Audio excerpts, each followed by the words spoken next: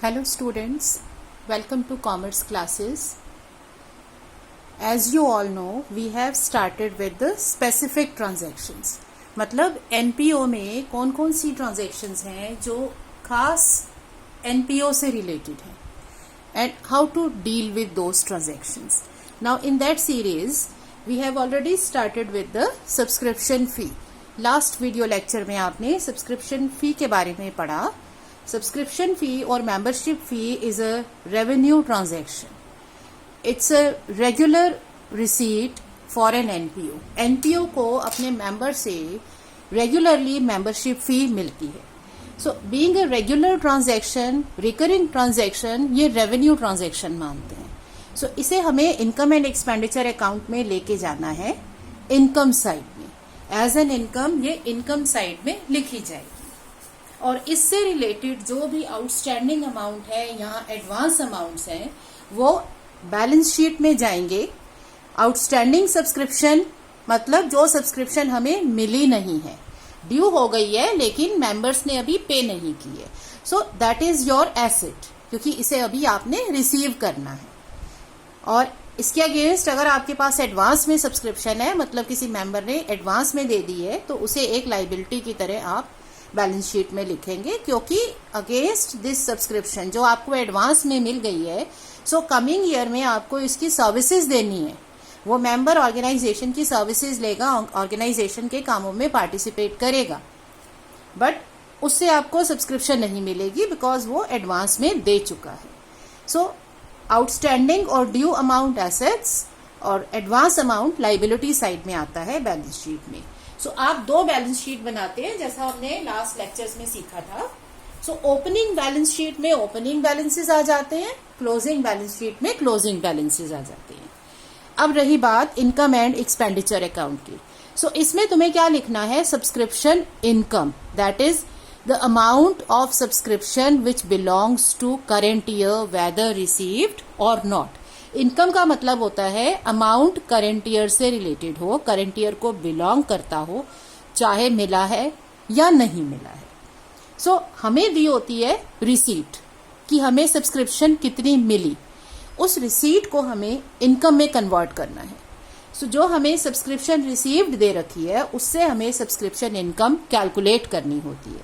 इसके दो मेथड्स हैं, या तो स्टेटमेंट बनाते हैं या हम अकाउंट बनाते हैं. सो हमने स्टार्ट किया था स्टेटमेंट से. स्टेटमेंट एक बार फिर से रिवाइज कर लो. We start with the subscription received during the current year. अब जो सब्सक्रिप्शन हमें करेंट ईयर में रिसीव हुई है इसमें से हमें वो पार्ट लेना है जो करेंट ईयर को बिलोंग करता है. सो हमें ये सोचना है कि सब्सक्रिप्शन का कौन सा पार्ट ऐसा है जो हमें इस ईयर में मिल गया लेकिन वो इस ईयर से बिलोंग नहीं करता, क्योंकि वो पार्ट्स हमें हटाने हैं.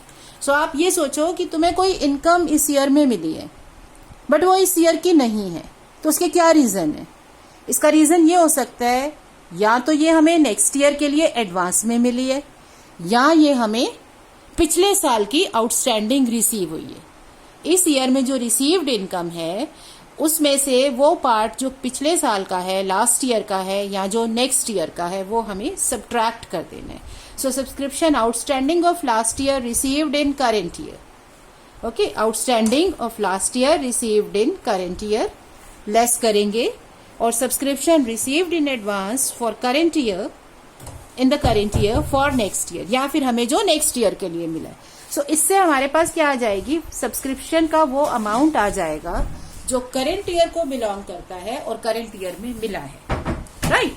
तो आपने क्या किया? जो सब्सक्रिप्शन रिसीव हुई है पूरे ईयर में उसमें से वो पार्ट्स हटा दिए जो लास्ट ईयर के थे या जो नेक्स्ट ईयर के थे. That is outstanding in the beginning और received in advance for the next year. अब हमें इसमें इनकम का वो पार्ट जोड़ना है जो करेंट ईयर से बिलोंग करता है लेकिन मिला नहीं है, क्योंकि जब हम इनकम टर्म यूज करते हैं ना, इनकम टर्म बेस्ड होती है अक्रूवल सिस्टम पे, which implies amount belongs to current year whether received और नॉट. सो हमने रिसीव्ड पार्ट तो सॉल्व कर लिया. अब हमें चाहिए वो पार्ट जो करेंट ईयर की इनकम का पार्ट है लेकिन रिसीव नहीं हुआ. सो हमें इनकम इस ईयर की क्यों रिसीव नहीं होगी? उसके भी दो रीजंस हैं. या तो वो मेंबर ने दी ही नहीं है, दैट इज अगर कोई मेंबर ने हमें सब्सक्रिप्शन दी ही नहीं है तो वो क्या कहलाएगी? उसे कहते हैं outstanding for current year. Subscription outstanding for current year, कि करेंट ईयर की आउटस्टैंडिंग है। ये रिमेंबर कि इसका जो आउटस्टैंडिंग अमाउंट हम लिख रहे हैं ये करंट ईयर का लिख रहे हैं और वो बैलेंस से अलग है, क्योंकि बैलेंस तो इस ईयर का भी हो सकता है, पिछले साल का भी हो सकता है, उससे पिछले ईयर का भी हो सकता है। सो हमें लिखनी है subscription outstanding for current year और ऐड करना है subscription received in advance for current year, मतलब जो पिछले सालों में किसी ने हमें इस ईयर के लिए एडवांस में दे दिया। सो इससे सॉल्व होके आती है हमारी सब्सक्रिप्शन इनकम, राइट। सो इस तरह से हम सब्सक्रिप्शन इनकम कैलकुलेट करते हैं स्टेटमेंट फॉर्म में। So in last class we had solved one question, so today we will be solving a few more questions to understand the system, right? Okay, now we are given the information about ABC Club and we are to calculate subscription income to be shown in income and expenditure account. अब हमें income और expenditure account में income calculate करके show करनी है। सी, subscription receipt side में, receipt and payment का मतलब है कि इतनी हमें कैश में मिल रही है, तो ये सब्सक्रिप्शन रिसीव्ड है। 2016-17 के लिए 18,000 मिली, 17-18 के लिए 1 लाख, 18-19 के लिए 25,000, टोटल हो गया 1,43,000। सो हमें टोटल रिसीव हुआ है 1,43,000। इसमें से out of this 1,43,000 18,000 belongs to last year and 25,000 belongs to next year. ये जो हमारा पहला स्टेप था कि टोटल रिसिप्ट में से हमें जो अमाउंट लास्ट ईयर के या नेक्स्ट ईयर के अमाउंट्स है वो माइनस करने हैं। तो जो पहला स्टेप हम सॉल्व करते हैं उसको हम इस क्वेश्चन में छोड़ भी सकते हैं, क्योंकि हम इजीली देख रहे हैं कि करंट ईयर के लिए 1 लाख अमाउंट मिला है। तो यहाँ आप 143 से स्टार्ट करो रिसीव्ड से, इसमें से ये दोनों अमाउंट्स माइनस कर दो, outstanding in the beginning, received during the year and prepaid eight the and, जो हमें नेक्स्ट ईयर के लिए मिला, और 1 लाख पे आ जाओ। उसके बाद आप नेक्स्ट 2 एडजस्टमेंट्स करो और या फिर आप स्टार्ट ही 1 लाख से करो, बिकॉज हमें पता है 1 लाख हमें इस ईयर का मिला है, तो बस हमें वो अमाउंट्स ऐड करने हैं जो हमें इस ईयर के हैं बट रिसीव नहीं हुए हैं। सो इसको सॉल्व कैसे करेंगे, इसके 2 तरीके हैं। A statement showing calculation of subscription income. So we can start with the total amount subscription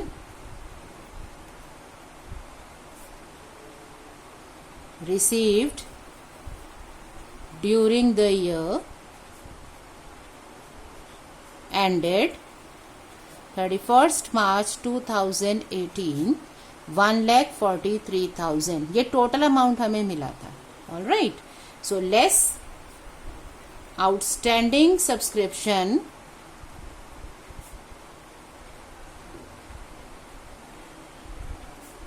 for last year ended 31st March 2017, received in current year। कितना अमाउंट हो गया? 18,000 हमें करंट ईयर के लिए मिला था। Likewise less subscription received for next year. You can also write the year ending on 31st March 2019. So ये दोनों अमाउंट्स हैं जो तुम्हारे रिसीव्ड का पार्ट है बट इस ईयर को बिलोंग नहीं करते हैं। So 43,000 minus, so what do we get? We get subscription received for current year. So that is what I was saying कि हमें माइनस करके भी यही 1 लाख मिलना है, तो ये 1 लाख भी हमारा स्टार्टिंग पॉइंट हो सकता था, बट उस केस में 1 लाख में सिर्फ 2 एडजस्टमेंट और करोगे कि ये रिसीव्ड इस ईयर का है, तो हमें इस ईयर की वो इनकम लेनी है जो रिसीव नहीं हुई है। सो अब ऐड क्या करना है? सब्सक्रिप्शन इनकम का वो पार्ट जो करंट ईयर से बिलोंग करता है बट एक करंट ईयर में रिसीव नहीं हुआ। तो करंट ईयर में बिलोंग करता है बट रिसीव नहीं हुआ, उसका रीजन क्या हो सकता है? Either it is received in advance, so subscription received in advance in last year for current year. तो पिछले साल हमें मिल गया था करंट ईयर के लिए, तो ये कौन सा बैलेंस होगा? ये होगा ओपनिंग बैलेंस, क्योंकि ये हमें पिछले साल ही मिल गया था। सो हमें क्या दे रखा है? Subscription received in advance on 31st of March 2017। 17 आपका लास्ट ईयर है, सो ये आपका एडवांस में मिल गया था 20,000। Add subscription outstanding for current year. So current year की सब्सक्रिप्शन आउटस्टैंडिंग कितनी है? Let us check. Outstanding subscription balance on 31st March is 30,000. Now this is the balance on this date, but it does not say that it belongs to this year. ये नहीं पता चल रहा कि ये इस ईयर का है या नहीं है। सो कैसे चेक करेंगे? हमें ये चेक करना है कि ये जो अमाउंट है इसमें कुछ और आउटस्टैंडिंग हो सकता है। सी, ओपनिंग बैलेंस दे रखा है 20,000, आउटस्टैंडिंग इन द बिगनिंग।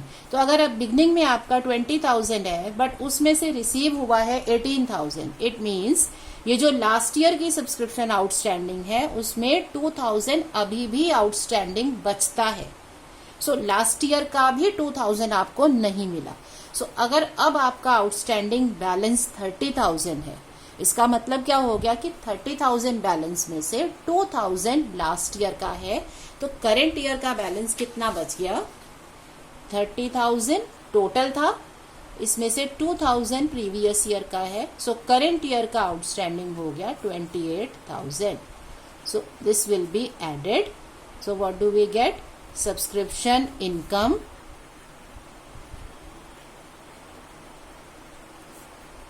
$1,48,000। ये फिर से समझो। Subscription received in total is given. Out of the total receipt we are to deduct the amounts which are received but which do not belong to current year. मतलब वो पिछले साल के हैं या कमिंग ईयर के हैं। That is outstanding of last year received in current year या फिर received in current year for next year। तो मिल जाएगा amount received for current year, कि करंट ईयर की इनकम का ये अमाउंट अब रिसीव हुआ है। अब वो ऐड करो जो करंट ईयर की इनकम का पार्ट है बट मिले नहीं, that is outstanding for current year. या तो इस साल मिला ही नहीं है या पहले ही मिल चुका था, दैट इज इस ईयर से पहले ही एडवांस में मिल चुका था। So received in advance in last year for current year. So 1,48,000। So जब हमें ये बाइफर्केशन पहले से दे रखी है, सो आप 1 लाख भी स्टार्टिंग पॉइंट मान के चल सकते हैं। उस केस में आप कहाँ से शुरू करते? तो ये टेबल, ये स्टेटमेंट आपकी, ये पॉइंट आप इग्नोर कर सकते थे। आप यहाँ से स्टार्ट करेंगे subscription received for current year, because वो ऑलरेडी पता है, उसको रिपीट करने की कोई यूज नहीं है। Now let us take up one more question. Calculate subscription income to be credited in the income and expenditure account for the year 2018. So this is your current year, आप mark कर सकते हो। Subscription in arrear on 31st मार्च 2017। तो ये balance है, जो date को amount दिए होते हैं वो बैलेंस होते हैं। तो ये तुम्हारा बैलेंस है 2017 का। दैट मीन्स लास्ट ईयर 2017 आपको एरियर में रहा। अब ये लास्ट ईयर है, इसे बोलेंगे previous year. Subscription received in advance on 31st of March 2017 for next year. तो ये अमाउंट किससे बिलोंग करता है? ये अमाउंट बिलोंग करता है करेंट ईयर से, राइट? तो ये एडवांस जो है आपका ओपनिंग दे रखा है, तो शुरू में हमें एडवांस मिला होगा तो करेंट ईयर के लिए मिला होगा। Total subscription received during the year is 35,400 including 400 for the year ending 31st मार्च 2017। अब आपको 12th में आ गए हो तो आपको बेसिक जो इंफॉर्मेशन होती है उसको रिलेट करना सीखना होगा। ये जो टोटल अमाउंट मिला है इसमें से 400 मिला है आपको लास्ट ईयर के लिए, विच मीन्स कि लास्ट ईयर आपका 500 आउटस्टैंडिंग था, 400 इस ईयर में मिल गया, 100 एंड में भी बैलेंस रहेगा।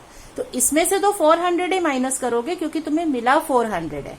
बट अगर एंड का बैलेंस देखना है तो एंड के बैलेंस में 100 लास्ट ईयर का बैलेंस लिखा जाएगा। Then you received 1200 for 2019 and 300 for 2020। मतलब ये दोनों तो करंट ईयर 18 है, तो 19 और 20 आपके हो गए नेक्स्ट ईयर। तो आपको अगले 2 साल के लिए एडवांस मिला हुआ है 1200 और 300। अब इस क्वेश्चन में आपको स्टेटमेंट शुरू से ही लिखनी है क्योंकि हमें ये नहीं बता रखा कि इसमें से कितना अमाउंट करंट ईयर का है, तो वो माइनस करके पता चलेगा। समझ रहे हो इस प्रॉब्लम में और लास्ट प्रॉब्लम में डिफरेंस क्या है?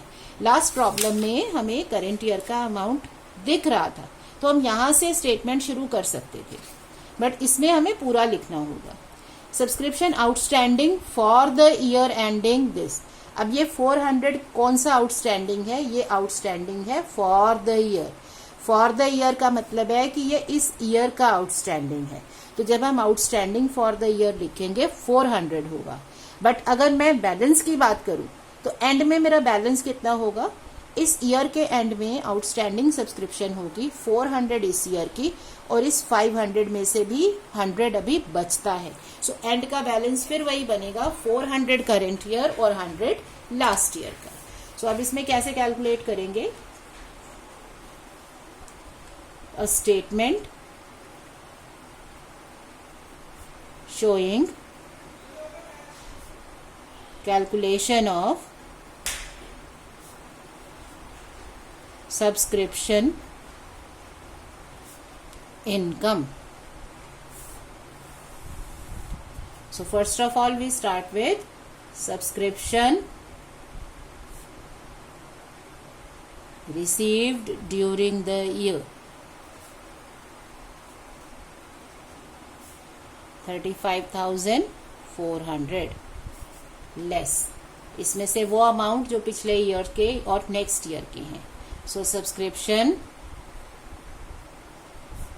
Outstanding for last year received in current year. So हमें मिली है 400 less subscription received in current year for next year। तो नेक्स्ट ईयर के लिए क्या है? For the year ending 31 March 2019 1200 rupees, and for the year ending 2020 amount is 300। So 1500 आपको मिला है। सो इन ऑल 1900 रुपीज हमें इस ईयर के नहीं मिले, ये किसी और ईयर के, प्रीवियस ईयर और नेक्स्ट ईयर से बिलोंग करते हैं। Now we are to add क्या करना है? Subscription outstanding for current year. So outstanding for current year है 400। ये समझो इस चीज को, ये ध्यान जरूर देना है। Outstanding for the current year 400। अगर मान लो इसकी जगह ये लिखा होता outstanding subscription balance, rather than saying कि इस ईयर का है, ये लिखा होता outstanding balance on this date. Balance का मतलब है कि ये बैलेंस किसी भी पीरियड से बिलोंग कर सकता है, करंट ईयर का भी हो सकता है, प्रीवियस का भी हो सकता है। सो हमें क्योंकि पता चल रहा है कि प्रीवियस ईयर के 100 रुपीज अभी भी आउटस्टैंडिंग है, 500 आउटस्टैंडिंग था, 400 मिला था, तो 100 अभी भी आउटस्टैंडिंग था। इसका मतलब इस 400 में से 300 करंट ईयर का और 100 प्रीवियस ईयर का है। सो जब भी आउटस्टैंडिंग लिखना है, आउटस्टैंडिंग करंट ईयर का लिखना है। Then we are to add subscription received in advance in previous year for current year. जो पिछले साल एडवांस मिल गया इस ईयर के लिए, सो वो हमें क्या दे रखा है? 1100। सो इन ऑल 1500। सो टोटल हो गया 35,000। So this is your subscription income. तो इस तरह से इनकम कैलकुलेट करनी है, और ये वो पार्ट है जो आपका इनकम और एक्सपेंडिचर में लिखा जाएगा। आई होप ये आपको समझ आ रहा है। Now I will not leave you here, I will give you one more question. अब इसी को समझने का एक और क्वेश्चन है कि आप इसको सॉल्व करके देखोगे आपको समझ में आया है या नहीं. Now calculate subscription income. Subscription receive during the year. Current year में हमारी सब्सक्रिप्शन क्या है? For 2017 20,000. For the year ending 31st March 2018. For the year ending 31st March 2019. तो ये टोटल रिसिप्ट है, राइट. अब इसमें अगेन हमें जो अमाउंट रिसीव्ड है उसका बाइफरकेशन दे रखा है. सो आप जब स्टेटमेंट शुरू करोगे या तो आप 3,50,000 लिख के 20,000 और 30,000 माइनस करके आ जाओगे 3 लाख पे subscription received for current year, या फिर आप stage 2 subscription received for current year से ही स्टार्ट करोगे. सो आप सीधे 3 लाख से स्टार्ट कर सकते हो. उस केस में क्या है, स्टेज 2 में लेस कुछ नहीं करना, क्योंकि जो लेस करना है हमने लिया ही नहीं, उसको टोटल में ही नहीं लिया. We just started with the net amount. So वो लेस तो ऑलरेडी हटा हुआ है. अब हमें बस ऐड करना है. Subscription outstanding on 31st March 2017 35,000. अब ये आपका लास्ट ईयर का सब्सक्रिप्शन आउटस्टैंडिंग है. अगेन ध्यान से समझो, ये लास्ट ईयर का आउटस्टैंडिंग है, बट हमें लास्ट ईयर में मिला कितना है उसका 20,000. इट मीन्स कि 35 में से हमें इस ईयर में भी 20,000 ही मिला है. सो 15,000 एंड में भी बैलेंस बचेगा. Now advance received for this year in last year. इस ईयर का एडवांस हमें पिछले साल मिल गया था, तो ये पिछले साल का बैलेंस है 20,000. सो ये एडवांस इन द बिगनिंग है, इसे ऐड करेंगे. Outstanding at the and they रखा है 60,000. अब ये देखो, ये दे रखा है 60,000 एज ऑन दिस डेट. इसका मतलब ये एंड का बैलेंस है, बट हमें बैलेंस ऐड नहीं करना होता. हमें क्या ऐड करना होता है? Subscription outstanding for current year. तो इस 60 में से करंट ईयर की कितनी आउटस्टैंडिंग होगी? Just think it over, right. 60 balance है, तो 60 में से करंट ईयर का आउटस्टैंडिंग कितना होगा वो हमें सोचना पड़ेगा. वो आप इसको रिलेट करो कि आउटस्टैंडिंग लास्ट ईयर का कितना बचता है तो करंट ईयर का कितना आएगा, and then you can solve this question. I will give you the answer in the comment section. इसको प्रैक्टिस करो और ध्यान से समझो. इस फॉर्मूले पे, ये जो हमने फॉर्मूला यूज किया है सब्सक्रिप्शन कैलकुलेट करने का, ये फॉर्मूले पे मैं बार बार फोकस इसलिए कर रही हूँ कि जब भी हम बेस चेंज करते हैं, दैट इज कैश बेसिस से अगर हम एक्रूवल बेसिस की ओर जाते हैं, तो हमें हर ट्रांजैक्शन में ये चेंजेस करने होते हैं. नाम कुछ भी हो सकता है, सब्सक्रिप्शन के लिए भी हो सकता है, रेंट के लिए भी हो सकता है, इंटरेस्ट के लिए भी हो सकता है. नाम कुछ भी हो सकता है, लेकिन चेंजेस हमें करने पड़ते हैं जब भी रिसीट और पेमेंट को आपको एक्रूवल सिस्टम में चेंज करना है, इनकम में चेंज करना है या पेमेंट को एक्सपेंस में चेंज करना है. होते हैं outstanding in the beginning, less करो. Advance at the end, less करो. Outstanding at the end add करना है, advance in the beginning add करना, राइट.